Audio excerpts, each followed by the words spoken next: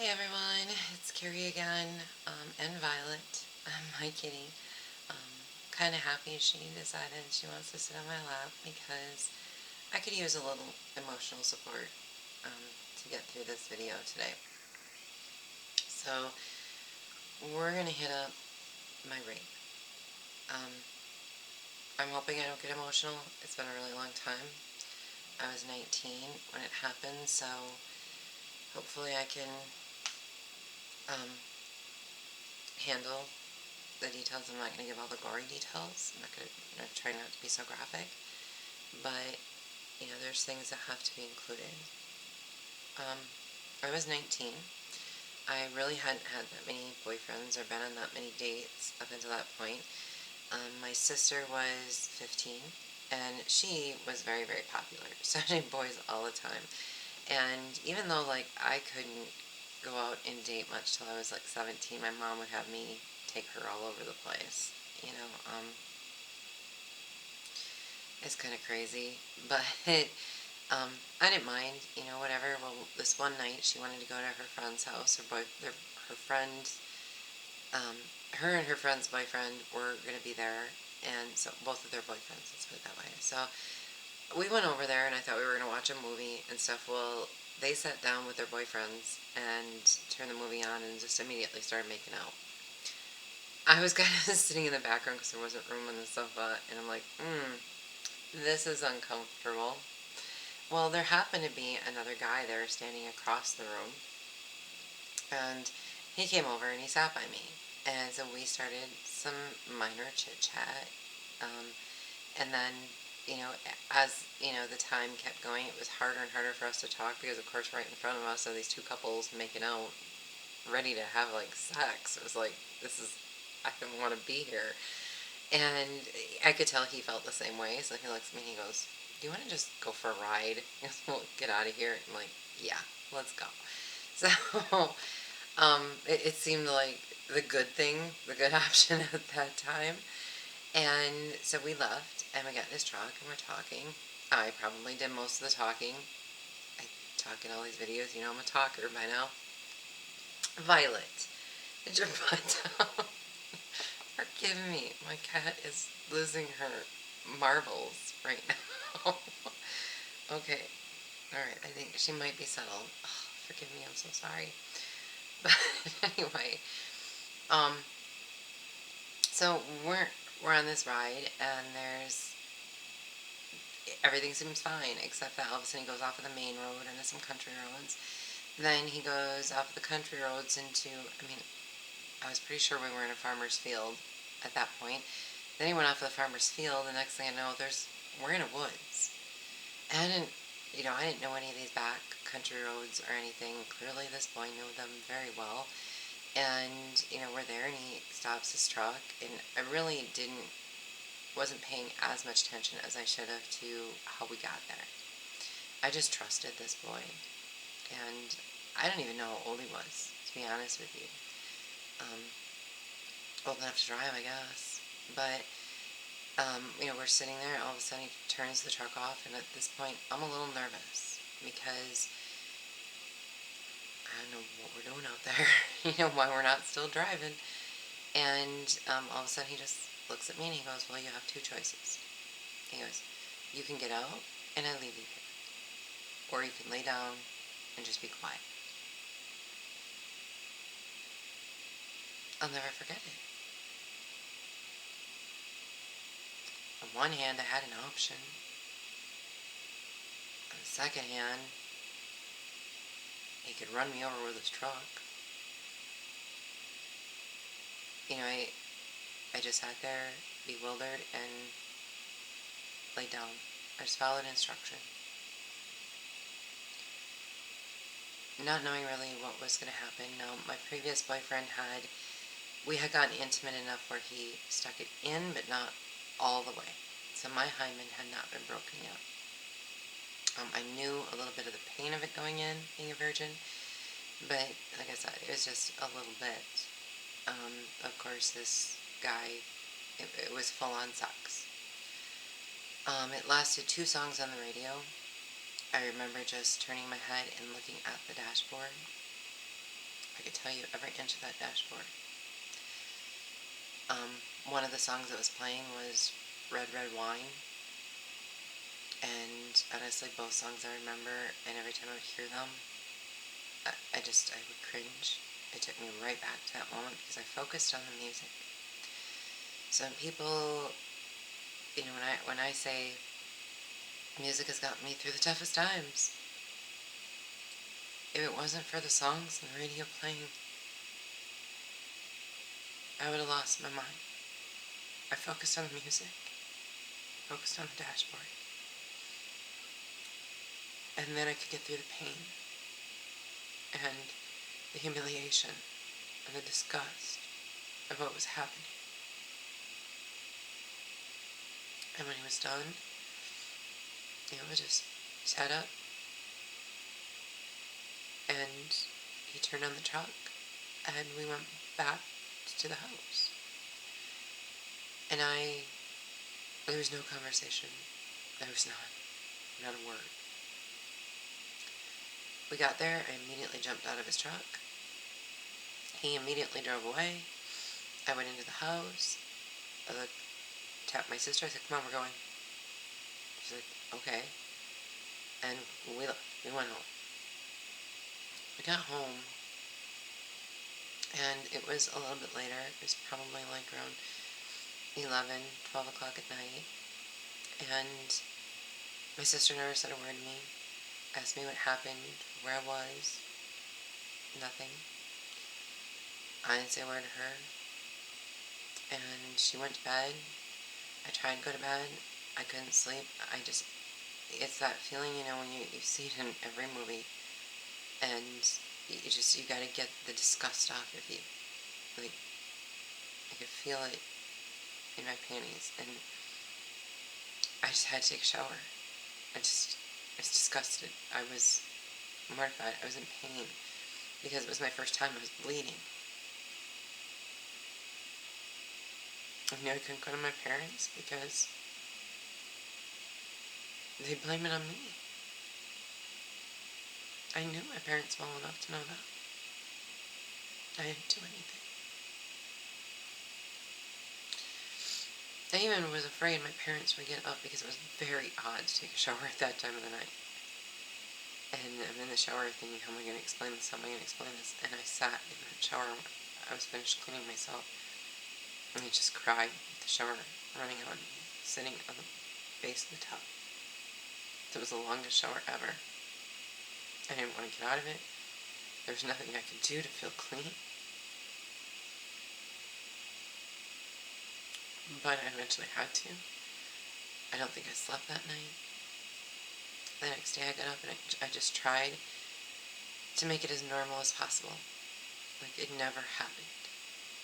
And later in the evening, it was time for me to go for my 2-3 mile jog that I went every night. And we lived in the country, so there's some really high hills I would jog up and down. I left our house and I got to the top of the hill from our house. And once you get over that hill, no one from the house would have been able to see me. As luck would have it, and I say this was God's intervention as well, right at the top of that hill, this pickup truck, yeah, good story, huh, baby?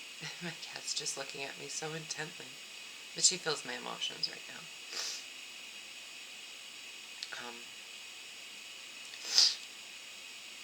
I'm sorry. The top of the hill, this truck stopped, and it had 2 boys in it. And I knew the boys from school. See, the boy who raped me, I had never seen him before. I don't know if he went to another school. I don't know who he was. I just didn't know him. But these 2 boys from my school stopped in their truck, and thankfully I had this dog. Her name was Ginger. She was kind of a mixed breed, so there was she had the Cocker Spaniel ears, she had kind of the collie body, and then she had a German Shepherd face, but she was all black. So those were the primary mixes of her that we could tell. But she would always run about 10 paces behind me when I go for my jog. As soon as a vehicle would start coming down the road, she'd be right by my side. And as soon as the vehicle would pass, she'd go back 10 paces. When I say I've always been protected by animals, animals have always been there. And she was never trained to do this. She just did this. And that day, the truck stopped, and she was right there between me and the door of that truck. So the boy didn't get out. Neither one of the boys got out, I think, because the dog was there. But they started talking to me. And they were talking to me, and they said, so what happened last night? I go, what do you mean? I said, well, weren't you at so-and-so's house? Yeah. So what happened? Nothing. They were drilling me. Clearly friends of this boy, because now this boy was panicked that I was going to go to the cops. And they were drilling me, and I wouldn't say anything. I acted like nothing happened. Like I didn't know what they were talking about. And they looked perplexed, like, well, is he lying to us? I mean, like, they were buying. Nothing happened. So then finally they're like, okay. And they drove away. I turned around at the top of that hill and I said, I'm not running any further because if I go over this hill, nobody's going to see me and they could come and do something to me. So now I was being victimized twice. And ran home. I never went for another run ever again after that. After that, I knew I had to be in eyesight of somebody for quite some time.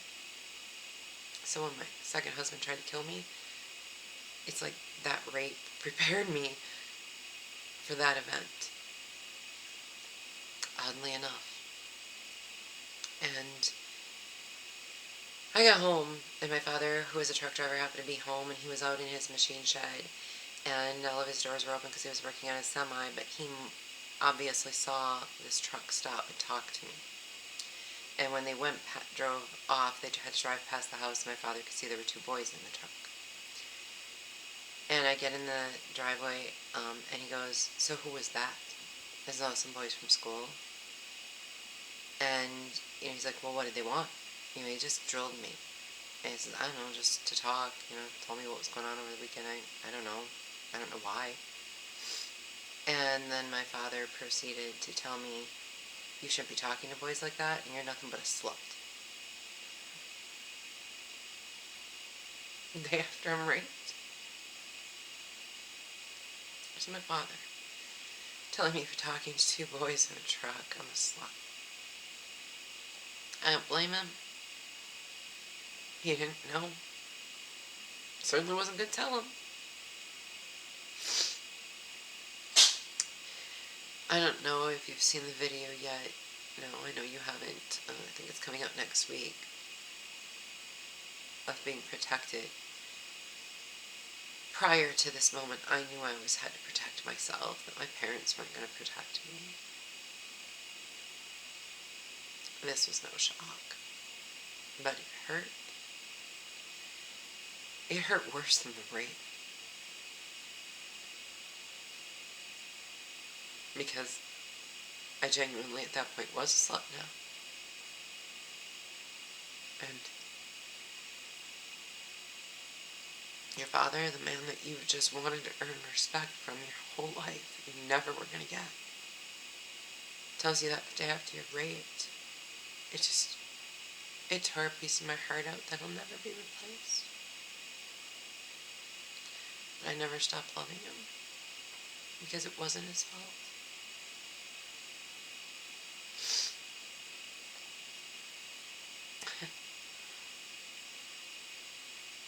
After that, I started meeting people. Whether it be in bars. I was too young to be in bars, but I went anyway. I looked old enough to get in. Never got carded. I pick up men, go to their places, have sex with them. I didn't care anymore. I learned that the rougher the sex, the more natural it felt because I was comparing everything to the rape. If a guy was too slow and gentle and sweet with me, I didn't like it.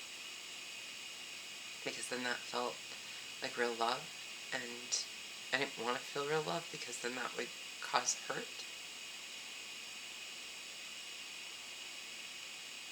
So the wilder, the crazier I explored the BDSM world, and 50 Shades of Grey, romantic comedy. Until you've been in the real BDSM world, no, there's real pain there. But I liked it.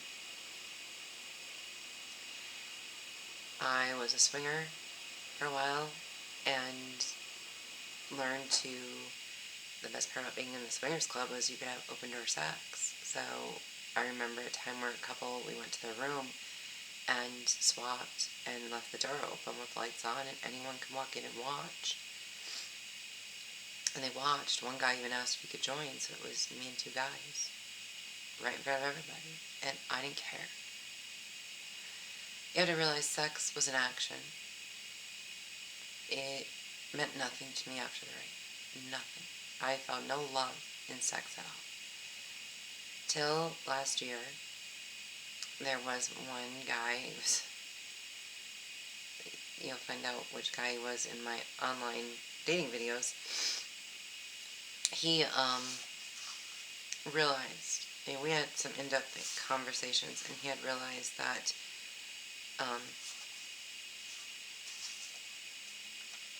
I was traumatized, yet 30 years later. And I didn't realize it because I hadn't explored it. I ignored it. Well, he realized that nobody's ever made love to me, or I never allowed anybody to. I would never look at him. I mean, when I would have sex, it was head to the side, eyes shut. Be in my mind differently, and that's the way I was programmed since the rape. How I programmed myself to get past everything. And lo and behold, he did realize that there's something there, and he refused to let me look away. He refused to let me shut my eyes, and actually made love to me. And I think I cried through the whole thing. I cried, and I cried, and I cried, because it was beautiful. And since then, I've been hoping to someday explore that with somebody who's pure and true. I doubt that'll ever happen, but that's in God's hands, not in mine. All I know is I can say somebody finally did actually make love to me, but it was still just sex because he didn't love me. There's still an element missing that maybe someday I'll get to explore. Anyway, when I found God, right after the rape, I had gone to get confirmed again. I thought I was being punished for something because I didn't finish my confirmation, so I thought that's why God let it happen. I truly think now God let it happen because I needed to be prepared for my second husband trying to kill me. I needed to use all those skills.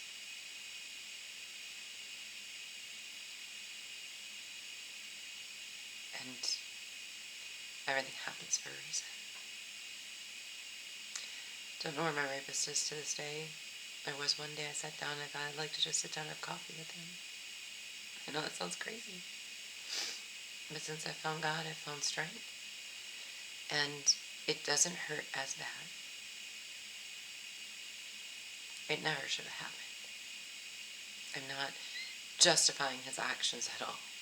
But I can't justify mine for getting in that truck either. Just because I did that doesn't mean I deserved it. Because nobody does. But there were things I could have done differently. And so I can't put all the blame on him. Me getting in that truck with him possibly having those ideas in mind after watching these couples make out, and him probably wanting the same thing. I made myself available. And that I shouldn't have done. I don't think God was punishing me, though I did get confirmed. I still didn't really become a Christian at that time. It was part of life. And like I said, I'd like to sit down and have coffee with him just to find out what happened in his life and to let him know I forgive him. I do. I pray to God he never raped another woman. I don't know. I'd like to know from him. That'll probably never happen. And it's probably best if it doesn't. If he sees this, he knows he's forgiven. And I hope he can find God the way I did. 2 verses from the Bible stuck out to me. First one was 2 Samuel, chapter 13, verse 14. However, he would not listen to her, since he was stronger than she. He violated her and lay with her. A lot of rape in the Bible. It's been happening from the beginning of time. And ironically, there's not enough justice to ever get it to stop, it seems.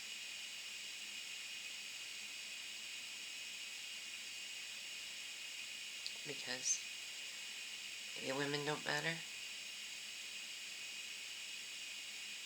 I don't know. I sure wish it would stop. Second one is 1 Peter chapter 3, verse 7. You husbands, in the same way, live with your wives in an understanding way, as with someone weaker, since she is a woman, and show her honor as a fellow heir of the grace of life, so that your prayers will not be hindered. God wants men to treat women equally, fair, as an heir, with grace, gentle, not raping them, terrorizing them, beating them, killing them. God didn't create Eve to be harmed or to be a beating pig by Adam. Eve was created in great beauty to keep Adam from being lonely, to be the mother of all life, and somebody that she could cherish, or he could cherish. Adam was made in God's image. So it's like a clone of God. And what God says about how women should be treated is how God would treat a woman. Our morals and everything have gone so downhill that I'm just as guilty. I became a sex addict. Again, all of those were coping mechanisms to get past my rape. I spent 30 years using this as a coping mechanism to make what happened to me okay. And what happened to me was not okay. That was when I hit my all-time low.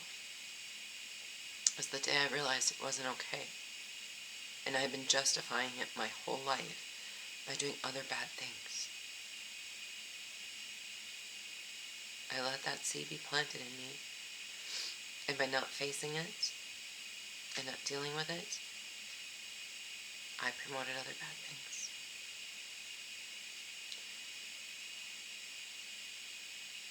If you're a victim and you just need someone to listen to you, reach out to me. I can relate. Anyway, men, please stop raping women.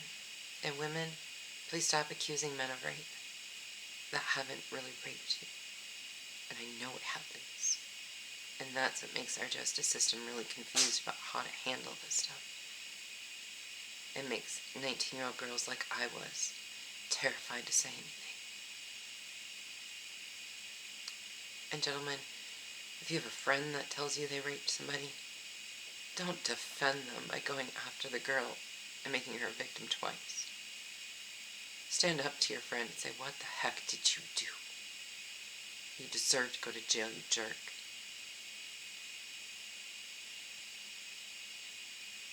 Somebody has to stand up and do the right thing at some point.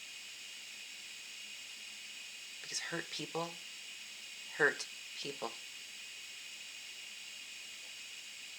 If we keep hurting people, there won't be any love left. So stop hurting people, please.